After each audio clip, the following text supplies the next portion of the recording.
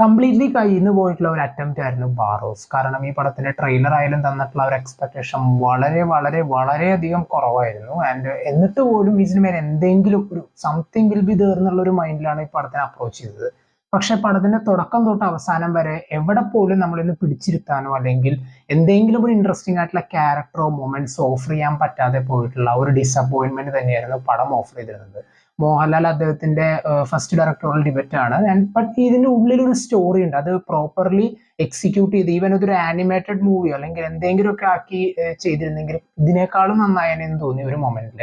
And നമ്മളിപ്പോ പണ്ട് നമ്മുടെ കുട്ടിക്കാലത്തൊക്കെ കണ്ടിട്ടുള്ള മാജിക് അതുപോലെ മൈഡിയർ കുട്ടിച്ചാത്തൻ പോലുള്ള സിനിമകൾ നമ്മൾ നോക്കി കഴിഞ്ഞാൽ അതിൽ കുറെ ഇൻട്രസ്റ്റിംഗ് ആയിട്ടുള്ള ക്യാരക്ടേഴ്സും വളരെയധികം നമുക്ക് എൻജോയ് ചെയ്യാവുന്ന പല മൊമെന്റ്സും ആ സിനിമയിൽ ഉണ്ടായിരുന്നു. പക്ഷെ ഇതിലേക്ക് വരുമ്പോൾ അങ്ങനെ ഒന്നുമില്ലാതെ പല പല സ്ഥലങ്ങളും നല്ല വെറുപ്പിക്കലായിരുന്നു ഈ പടം ഓഫർ ചെയ്തിരുന്നത്.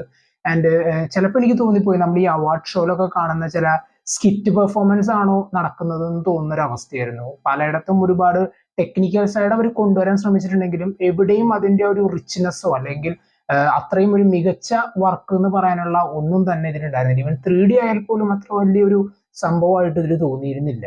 ആൻഡ് ഓവറോൾ പടം ശരിക്കും പറഞ്ഞാൽ നല്ലൊരു ഡിസപ്പോയിന്റ്മെന്റ് തന്നെയാണ് ഓഫർ ചെയ്തത്. ആൻഡ് ഇതിന്റെ എക്സ്പെക്ടേഷൻസ് ഒക്കെ അത്രത്തോളം വളരെ വളരെ വളരെ കുറച്ചായിട്ട് ഈ അടുത്ത് വന്ന പടങ്ങളുടെ ഒക്കെ ഒരു ട്രെയിലറോ ടീസറോ നമ്മൾ കണ്ട് ഉമ്മ വയ്ക്കുന്ന ഒരു എക്സ്പെക്ടേഷനേക്കാളും വളരെ കുറച്ച് എക്സ്പെക്ടേഷൻ വെച്ചിട്ട് പോയിട്ടായാലും ശരി ഒരു സാറ്റിസ്ഫാക്ഷൻ എവിടെയും തരാത്ത ഒരു ഡിസപ്പോയിന്റ്മെന്റ് അല്ലെങ്കിൽ കയ്യിൽ നിന്ന് പാളിപ്പോയിട്ടുള്ള ഒരു അറ്റംപ്റ്റ് തന്നെയാണ്.